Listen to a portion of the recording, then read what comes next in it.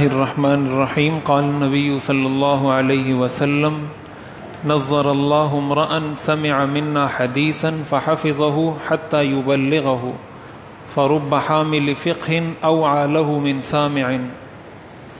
حضور نبی کریم سرور دو عالم صلی اللہ علیہ وسلم نے ارشاد فرمایا، اللہ تعالیٰ سرسبز و شاداب رکھے، تر و تازہ رکھے اس شخص کو جو ہم سے کوئی حدیث سنے پھر اس کو محفوظ کرے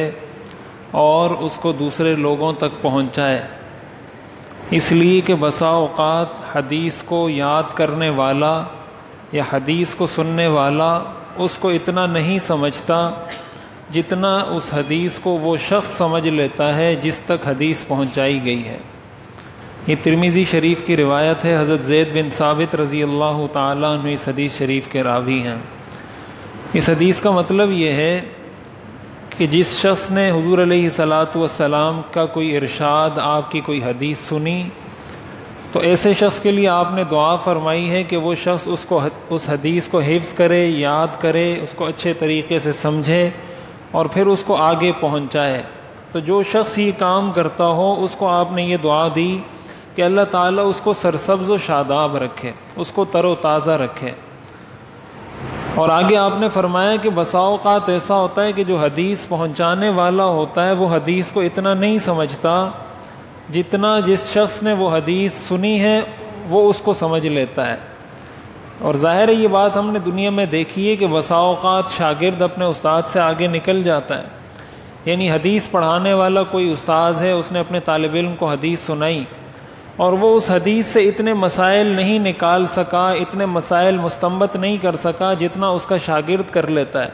جتنا اس شاگرد کو اس سے فائدہ ہوتا ہے یا جتنا اس شاگرد کے بیان کرنے سے لوگوں کو فائدہ ہوتا ہے۔ تو کہنے کا مقصد یہ ہے کہ چونکہ نبوت کا سلسلہ تو حضور علیہ الصلاۃ والسلام پر مکمل ہو گیا، اب یہ ذمہ داری حضور علیہ الصلاۃ والسلام کی امت کے علماء کی ہے، اس امت کی ہے کہ وہ اس چیز کو آگے پہنچائیں۔ تو اس کے اولین مصداق تو حضرات صحابہ کرام رضوان اللہ علیہم اجمعین ہیں، جنہوں نے احادیث کے اس پورے ذخیرے کو امت کی طرف منتقل کیا ہے۔ اس کے بعد سٹیپ بائی سٹیپ جتنے حضرات فقہاء، محدثین، علماء جس نے اس شعبے میں کام کر کے حدیث کو، فقہ کو، قرآن اور اس ساری تعلیمات کو محفوظ کر کے ہم تک پہنچایا ہے، اس دعا کے اندر وہ سارے شامل ہیں۔ اور ظاہر ہے اب ہم زندہ ہیں، اس وقت امت کا حصہ ہم لوگ ہیں، تو کچھ ذمہ داری ہم پر بھی عائد ہوتی ہے کہ ہم حضور علیہ الصلاۃ والسلام کے ارشادات کو آگے پہنچائیں۔ جس آدمی کا جتنا دائرہ کار ہے، ایک والد اپنی اولاد کو حدیث سنا سکتا ہے، سمجھا سکتا ہے، ایک شوہر اپنی بیوی کو اچھے طریقے سے کوئی حدیث سمجھا سکتا ہے، سنا سکتا ہے، ایک استاد اپنے شاگردوں کو، جو بھی ایک کوئی ادارے کا بڑا ہے وہ اپنے ماتحت اپنے ملازمین کو،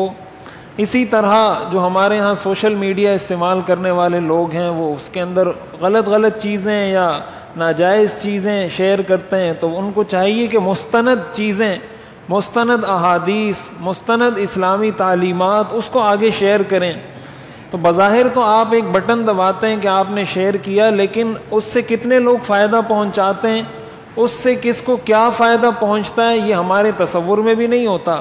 وہ چیز کس کس تک پہنچی ہے، کس نے اس سے فائدہ اٹھایا ہے، کس نے اس پر عمل کیا ہے، ہمیں نہیں پتہ ہوتا، اور حضور علیہ الصلاۃ والسلام کی اس دعا کے ہم مستحق بن جاتے ہیں۔ تو ایک تو اس چیز کا اہتمام کرنا چاہیے کہ روزانہ ہم یہاں ایک حدیث سنتے ہیں،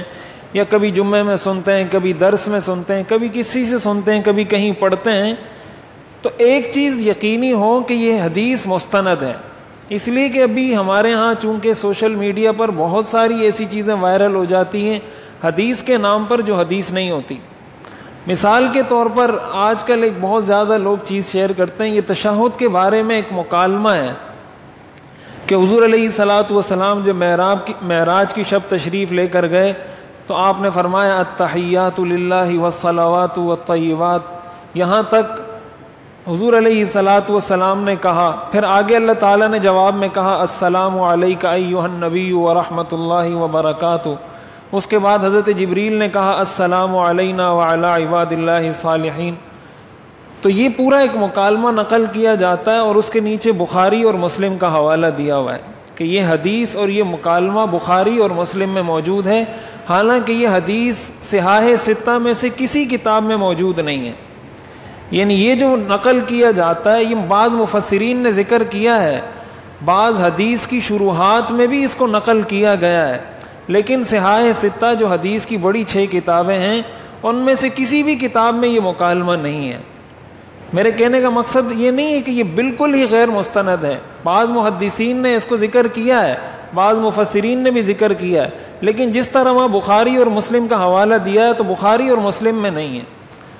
تو عرض کرنے کا مقصد یہ ہے کہ اگر آپ وہ چیز آگے شیئر کر رہے ہیں تو اس کے لیے اتنا کافی نہیں ہے کہ اس کے نیچے لکھا ہوا ہے بخاری، اس کے نیچے اتنا لکھا ہوا ہے صحیح مسلم۔ پہلے آپ اس کی تحقیق کریں کہ آیا یہ صحیح بخاری میں ہے بھی یا نہیں، یہ صحیح مسلم کی حدیث ہے بھی یا نہیں۔ اگر آپ کو کسی مستند عالم سے پتہ چل جاتا ہے یا آپ خود دیکھ لیتے ہیں، خود تحقیق کر لیتے ہیں، اس کے بعد ایسی چیز کو آگے شیئر کیا جائے، اس لیے کہ کسی غلط چیز کو حدیث کہہ کر بیان کرنا یہ گناہ بھی اتنا ہی بڑا ہے جتنا صحیح حدیث کو شیئر کرنے اور آگے پہنچانے کا ثواب زیادہ ہے کہ حضور علیہ الصلاۃ والسلام کی دعا کا انسان مستحق بن جاتا ہے کہ حضور نے اس کے لیے یہ دعا کی کہ اللہ اس کو تر و تازہ اور سرسبز و شاداب رکھے۔ اتنا ہی غلط بات کو حضور کی طرف منسوب کرنا اتنا ہی بڑا گناہ ہے۔ آپ نے فرمایا من کذب علی متعمدا فلیتبوأ مقعدہ من النار، جو مجھ پر جان بوجھ کر جھوٹی بات میری طرف منسوب کرے اس کو چاہیے کہ جہنم میں اپنا ٹھکانہ بنا لے، اس لیے کہ حضور کے ارشادات یہ دین ہے، یہ شریعت ہے۔ گویا آپ کسی کو یہ کہہ رہے ہیں کہ یہ دین ہے، یہ شریعت ہے، حالانکہ وہ دین اور شریعت نہیں ہے۔ تو ایک تو اس چیز کا اہتمام کیا جائے کہ صحیح چیزیں، صحیح تعلیمات، صحیح احادیث، مستند چیزوں کو زیادہ سے زیادہ لوگوں تک پہنچایا جائے۔ کوئی زبان سے پہنچا سکتا ہے، کوئی لکھ کر پہنچا سکتا ہے، کوئی شیئر کر کے پہنچا سکتا ہے، کسی بھی ذریعے سے دین کی تعلیم و تبلیغ کر سکتا ہے۔ یہ صرف مولویوں کی ذمہ داری نہیں ہے، ہم نے اس کو مولویوں کی ذمہ داری بنا دی ہے کہ اسی کا کام ہے۔ ظاہر ہے مولوی آپ کے گھر میں آ کر آپ کے بچوں کو تو نہیں سمجھائے گا نا، مولوی تو اس کو سمجھائے گا جو مسجد میں آگے بیان کر دے گا، جو اس نے سن لیا اچھی بات، جس نے نہیں سنا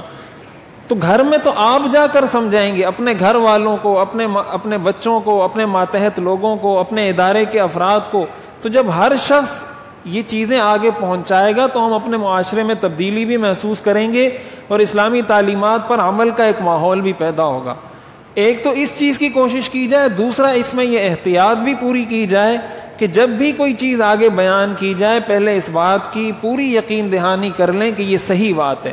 یہ قرآنی آیت ہے، یہ حدیث ہے، یہ فلاں کتاب میں موجود ہے، یہ مستند ہے۔ میں جو شروع میں حدیث پڑھتا ہوں میں عربی کی عبارت اس لیے پڑھتا ہوں شروع میں، ایک بنیادی وجہ یہ بھی ہے تاکہ اگر کوئی اس کو سرچ کرنا چاہے، اس کو دیکھنا چاہے تو اس کو یہ آسانی ہو کہ آیا عربی کے یہ الفاظ حدیث کی کتاب میں ہیں یا نہیں۔ میں اسی لیے صحابی کا حوالہ بھی دیتا ہوں کہ اس حدیث کو فلاں صحابی نے روایت کیا ہے، کتاب کا حوالہ بھی دیتا ہوں اور عربی عبارت بھی پڑھتا ہوں۔ اس کا بنیادی مقصد یہ ہے تاکہ اس میں یہ چیز باقی رہے کہ یہ ایک مستند چیز ہے۔ تو اس چیز کی احتیاط کرتے ہوئے دین کی باتوں کو آگے پہنچانے کی کوشش کرنی چاہیے۔ اللہ تعالی ہمیں عمل کرنے کی توفیق